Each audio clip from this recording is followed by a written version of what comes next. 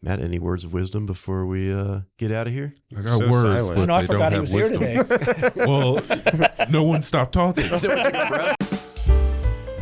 Welcome to the InyoPools Podcast, your go-to source for everything pool equipment. Whether you're a seasoned pool professional, a DIY pool owner, or just diving into the world of pool maintenance, we've got you covered.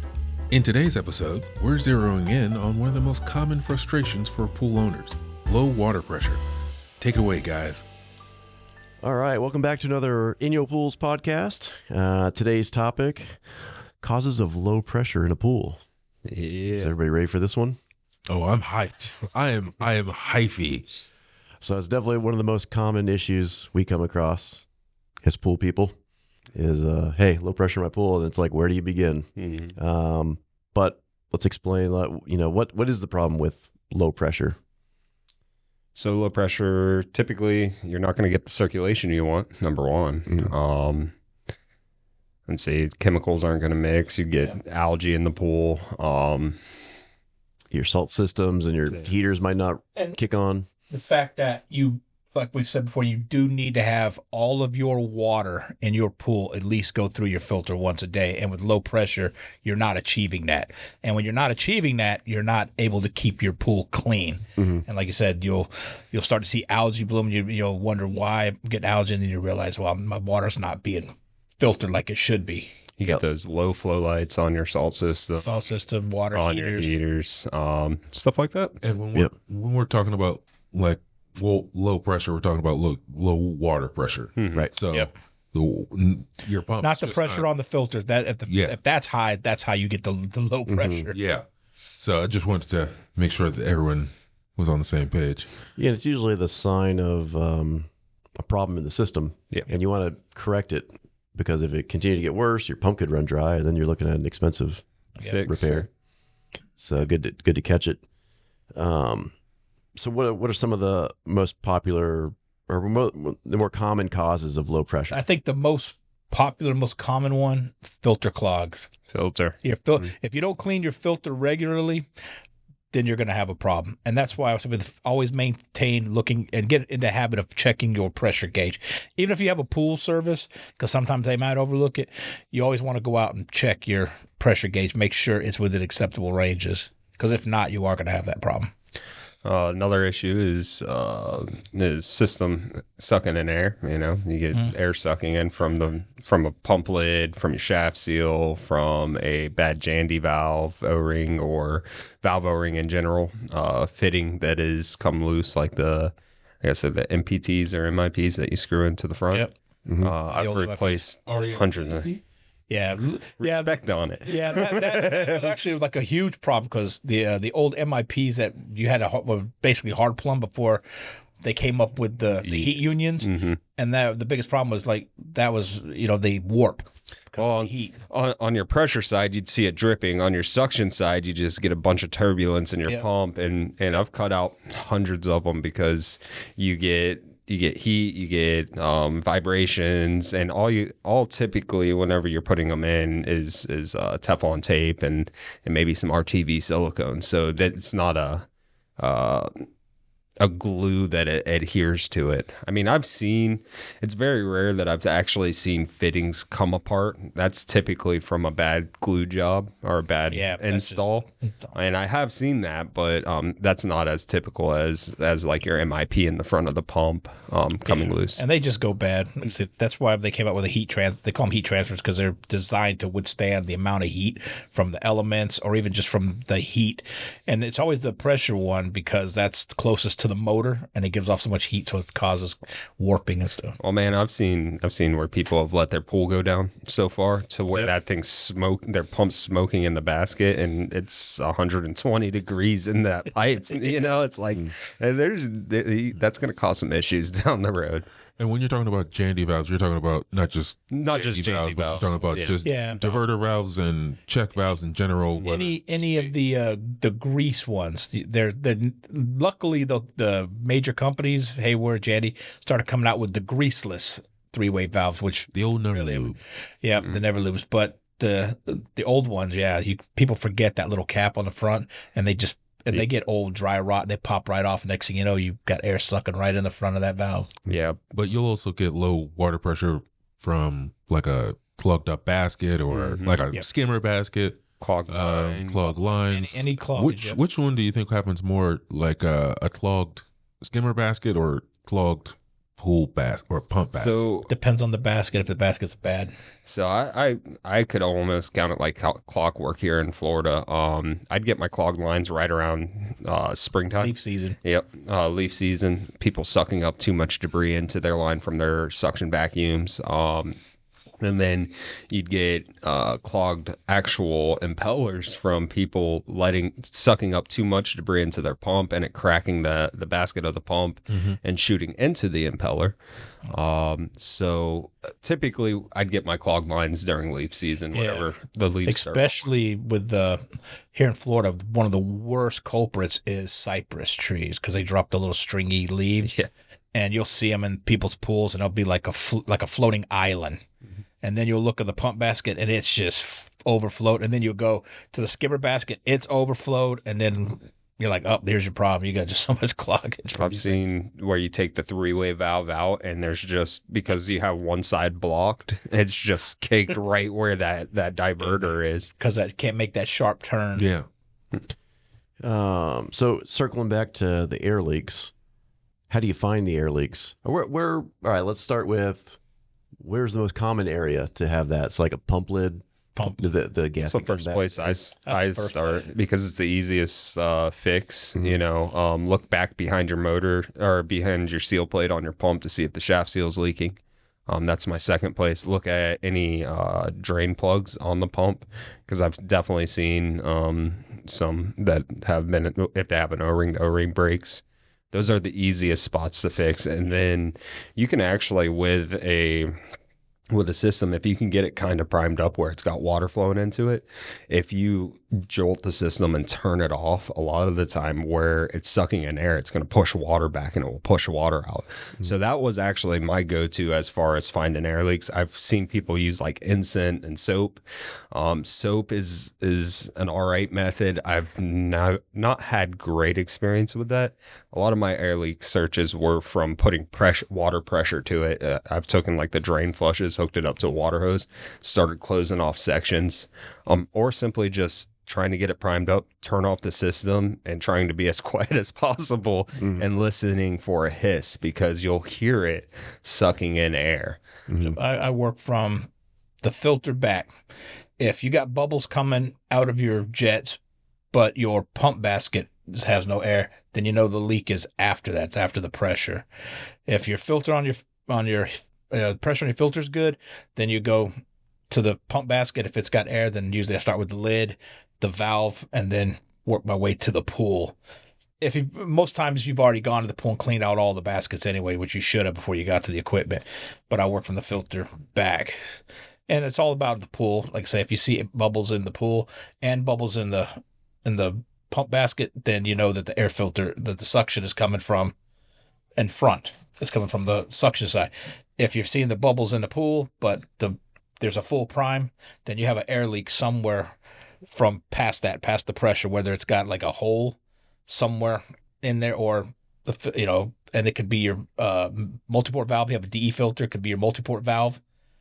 The seal on that could be bad, sucking in air there, and there's just a process of elimination from that. Anywhere from the return line up, it's going to show itself because it's all pressure at that point. So it's going to show a leak while the system's on. Anywhere, I always said suction leaks, like air leaks that are sucking in air, are harder to find because they're not showing themselves right away, where anything from your MIP or union coming off the return of the pump, you're gonna have some small leak, a drip, so you can feel around pipe. I do it in the afternoon, not in the morning, because you get that morning dew on there and you're like, but exactly, 'cause that hides, the morning dew actually hides a lot of it. That's when you have to really rely on, like Tyler said, you have to listen and just put your ear to it, just listen in that area. If not, then you do the old methods like shaving cream. You can put it around and to see if it sucks where you see it being sucked in. You're like, okay. And you could have multiple leaks. It doesn't just mean you have one leak. I've had situations where the MIP, the three-way valve, and a drain plug, and as you start fixing things, it gradually gets better, but you still have to go to the next thing and try to troubleshoot it. Yep. And unfortunately, troubleshooting costs money because you're replacing parts. And you're taking things apart because it could actually be anywhere actually inside, like the diverter O-ring could be gone. And that's the thing about those is you gotta, anything that has a seal is a potential leak coming from there. And I want to throw this out there. Stop putting screws in the grease cap hole. They sell plugs for that. I've ran into so many old three-way valves where they just take a screw and screw it into that hole, and it's like, dude, why would you just ruin this valve completely? Now we have to cut it out and put a new valve in there.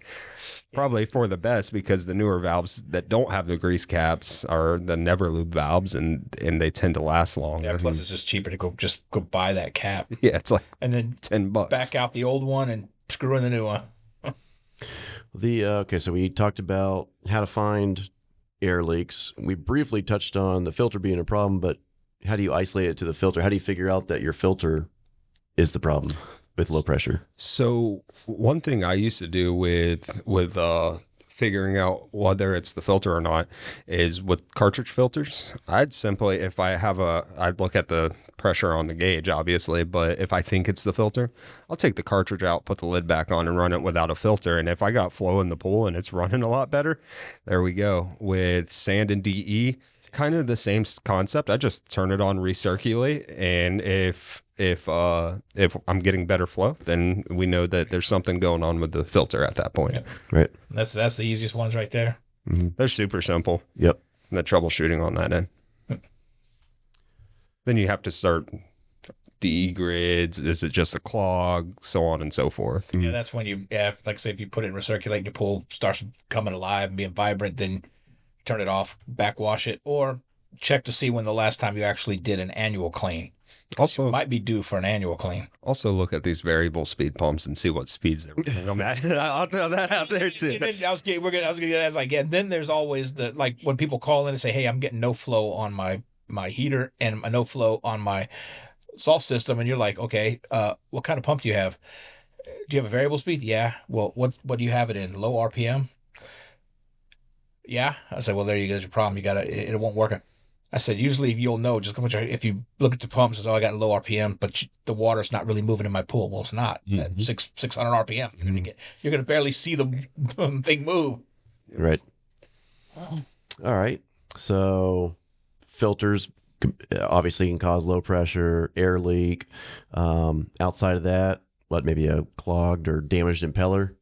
Yeah. You're not going to move water through there. So I've seen clogged impellers where they're not actually clogged by leaves. There's trees that have little seeds, and I've seen them jammed up in the little orifices of the impeller and just clogging the heck out of it, man. And I've had to take like wires and try to unclog it.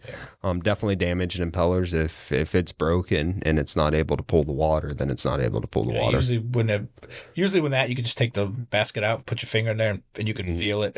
If it's moving freely, then it's not obstructed. So it's not moving slow. That can cause like low pressure to stuff. But if you move freely, but you could, like say, you start feeling those. I always just grab if you got a high pressure hose outside, put on a jet, put it up in there, turn it on, and see what blows back. Hopefully it clears out most of it. At least it'll loosen up enough that when you turn it on, it hopefully could shoot it back. At the very worst, you're taking off the back half, taking off the diffuser, and actually cleaning it. Some of the pumps, like for instance a Duraglass, I can fit my hand in there and clean it out. But like your Jandies that have those long diffusers, I can't get my fingers all the way back in there. Some of them have got things like the smaller orifices where you got small openings on the diffuser, so you really gotta. If you got big hands, it's hard to get. So you just got to feel around in there. And make sure you turn off the pump. Yeah, man. Before you start sticking your fingers in the impeller, turn off the pump. Oh, always turn off the. That's like being an electrician. Make sure you cut off the breaker before you touch anything. You make sure nothing's running. Right. And I believe we mentioned a clogged line leading to your pump. So how do you unclog those lines? What's an easy way to get Clog buster. So there's a few you can get really expensive and get like a clog buster or some type of the air guns. Have you seen those? We use the clog buster. Yeah. It's just simple. Just put it on your hose. You take the pump basket off. You put it to where it goes back towards the pool. As soon as you turn it on, it expands to get a seal and just shoots a jet of water. Right, it's like a rubber bladder. Yeah, It expands. So Yep. use a clog buster, and they're fairly inexpensive. If it's beyond that and you don't really see it and it's still having an issue, then you really might have to call in, like somebody had put a camera down. You have to call in a professional Air plumber. jets. I've never actually recommended a snake because if you get that thing caught in a 1.5-inch pipe or 2-inch pipe, it can be trouble. I made a tool whenever I was doing them. So I just had a piece of pipe with a valve on the end, and I'd put a bladder in there with the water hose, shoot it in there, and I'd take my pipe and hook it up to the skimmer or the cleaner line, whatever was clogged, and I'd sit there and I'd pulsate it. I'd never hold it closed because you can pop lines like that, build up too much pressure. But if you sit there and jolt that thing, it will typically get it unstuck. It might take you a couple hours, but I found that the safest. I've seen people actually take makeshift pipes and put chlorine down their line. I don't know how. I know it's effective because what it does is it all the organics, it kind of makes it into mush. I don't know what that's doing inside your pipes though, with glue and stuff like that, because you're creating that atmosphere for your pipes. Yeah, I've always found the clog buster just once we do that and not for long. You don't have to have it on for a long time. Just boop, and then turn it on, run over. And if you have the skimmer turned off, just look the main. You see bubbles coming up to the main drain. Turn off, What is a clog buster? It's a bladder. It's a bladder. They call them clog busters. You just attach it to the end of it, and they expand. They have different sizes. So Bit of the garden hose. creates pressure going this way, not back. I've seen people take shot backs. Whenever I first tried learning, I saw someone with a shot back doing it that way. I've never tried it that way. No, I've never tried it. I've seen people ruin. I've taken tennis balls with the same thing with the clog buster. Took tennis balls, put it at that hole, and kind of plungered it because what you're trying to do is you're trying to disturb what is in there to get it to shoot out. Now you have situations where you suck up a stick and that stick is just not wanting to budge. Like I said, it can take some time of messing with it to get it unclogged. You'll usually come across the problem with the big sticks is people who lose their main drain covers and then don't replace them. If you have a good main drain cover in that, then usually it's just, here in Florida, we get a lot of the lead problem. And usually the clog buster will clear it. And then they also have this one thing that looks like a hand thing. You just put it on the end, just boop. Like I said, just shoots a jet of pressure and just of air. Enough to loosen it up. And then you'll know once you loosen up, put the lid back on, reprime, and you'll start seeing all this stuff get in your pump basket. And usually that means you cleared it up. Most of the time, whenever you get a clog, if you can't get it, like as an actual homeowner, if you cannot get it to unclog, I'd probably call a professional, because if you start doing things that can potentially pop a line, you're looking at a lot to dig up those lines and replumb it. You're looking at some money. So don't make an issue worse. Just pay somebody at that point. Right. And then we have valves. People inadvertently close valves for the pump, or maybe it's winterized, or kids are messing with it, turn the valve. So it's another thing to check. Make sure all the valves are open. Water's flowing through. Yeah. You can always play with your valves and adjust those on your return side to create more pressure if you have valves on your return side. If you don't, then check for plugs, or typically I've never actually seen a clog in a return line. Typically that's gonna, if you hit something somewhere, Yeah. All right. Low water level. Yeah. People let it drop below their skimmer, and maybe they don't have their main drain open. They don't So it's realize. not The main drain is clogged. Yeah. You wouldn't imagine how many people have called and they're like, "Hey, my pump's sucking in air. Well, do you have enough water in the pool?" Yeah, I'm looking at it now. Go look at your skimmer and judge it by your skimmer, not by just looking at your pool. Because you'll see a water line in your skimmer from where your water typically sits, and if you go over to that skimmer and it's just rolling in there, you're sucking in air because your water's too low. You usually want to keep it, like right in the middle. When you look at your skimmer, the water should be right in the middle.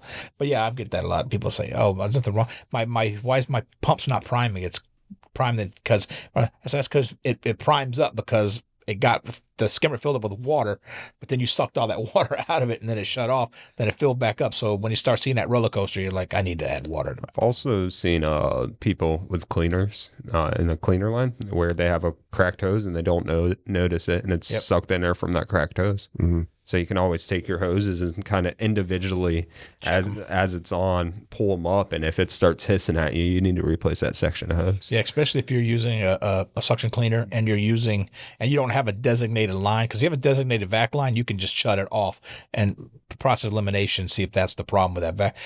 But if you're using your skimmer, then you have a problem. You're like, my cleaner could be clogged up, and they do get clogged because most cleaners don't have a big opening for debris. Yeah, that's another one, is it leaves on the bottom of the skimmer. Yep. I recommend if you have a suction cleaner and it's exposed to the elements, put a leaf canister on there. A leaf canister. Oh, even if you don't, that's a leaf canister will save you a lot. They may cost a lot of, they don't cost a lot up front, let's get real, but to save you from having someone go out there and unclog a line, that's going to cost 2 times what it costs for a leaf canister. Put a leaf canister on there. Yeah, that, and you figure a leaf canister can hold more debris than your pump basket. Mm-hmm. And if you don't have one, you got to think all that stuff that your cleaner's sucking up is going where? It's going right into your pump. And then you're going to be out there emptying that baby. Mm-hmm. Right. What about undersized pumps? Yep. Typically, it wouldn't be a problem that all of a sudden appears, but maybe you swapped out a pump, you went to lower horsepower, and if you have a 2 horsepower pump and you go down, there's going to be down to a 1 horsepower pump. You're gonna notice a difference in flow, and you're gonna have to change how many hours you run that pool and stuff like that. Especially with a bigger pool. Mm-hmm. If you downgrade your filter and you have a 2 horsepower pump, that can cause an issue if you put a 900 cartridge filter on a 2 horsepower pump, it might blow out those filters a little bit faster, get dirty a little bit faster. Probably should look at your equipment before downgrading anything and try to figure that out beforehand. What else are we missing? Somebody's going to be like, I can't believe they forgot. It's such a broad topic that we're drawing blanks over here, but there's so many issues that I've went out to where people have explained, hey, I'm getting air in the basket, or hey, my pool's not running like it should, and it's could be as simple as me turning a valve or me having to actually cut out full front ends of systems because they have multiple air leaks in their 30-year-old Jandy valves. Yeah, those little. Yeah, the O-rings. The O-rings in the Jandy valve, you don't think about it, but those go bad, and it draws enough air to... Yeah. I've replaced so many valve kits, and people are like, I could have done that. Yeah, you could have. Yeah. Oh, yeah. Unfortunately, you called me out here to do it, and this is your issue. Valves, one that we missed and we didn't touch on. We talked about the O-ring for a lid, but also these lids, they get spider cracks in them, and they may not look like cracks, but whenever you start putting pressure to a spider crack, they start opening more, and you can suck in air from there. I've replaced multiple lids and fixed issues just based off that. Yeah, you can rub the shaving cream. As people think, just put it around the lid to see if it's sucking inside. No, you can put it across top, a little thin layer, and then just look at it and say, okay, I'm seeing. You can see it start kind of crack. Lubing O-rings. Yep. Just a little bit of lube on an O-ring can help seal up that area. If your O-ring, if you take it out and it's flat, you probably need to replace it. Yeah, and make sure you use the right lubricant. I've had people who've actually thought for some reason they can use petroleum jelly, and they don't realize it's in the name petroleum, and which will eat the rubber. And then over time, you're like, well, my gasket's all melted, it feels gooey, and it's like, well, you shouldn't be using that. You should be using actual, your diffuser, if the diffuser has any cracks, or a lot of them have like little copper rings in them and stuff, that diffuser helps prime up a pump. It creates a seal from the housing to your impeller. Yep. So if that O-ring's bad, if that diffuser's got some type of issue with it, that can be an issue as well. That's why we always recommend when you change out your motor, you instead of changing just the shaft seal, you should always just change all the gaskets. Every gas, you have it open, might as well. Yeah, you might as well, because you figure that if you've had the motor for any length of time, like say if you just purchased a motor that went bad within less than a couple of months, then yeah, you've already changed the seals in that way. But if you've had it there and it's brand new, you've had it for 6-7 years, yeah, you got it open, change all that. Yep. All right. So just to wrap it all up, it's most of the time it's going to be some sort of air leak or a dirty filter. Those are the most dirty common filter's the ones. first. Yeah, those are the easy ones to look at. Rule out, yeah. And then past that, check the impeller. Start doing a deeper dive Check on the valves. things, Yep. So yeah, if we missed anything, let us know. And if you like what we're doing, subscribe. Matt, any words of wisdom before we get out of here? I got So words, silent. but Oh no, I they forgot don't he have was here wisdom. today. Well, no one stopped talking. Couldn't get in. So, but We bullied I think Matt. You guys answered everything. Good job. Good job. I still got paid. Yay me. Bye. Bye. Thanks for listening to the InyoPools podcast. If you found this episode helpful, be sure to subscribe and leave us a review. For more pool tips and resources, visit InyoPools.com, and don't forget to follow us on Instagram and Facebook. Links for both are in the episode description. We'll see you next time.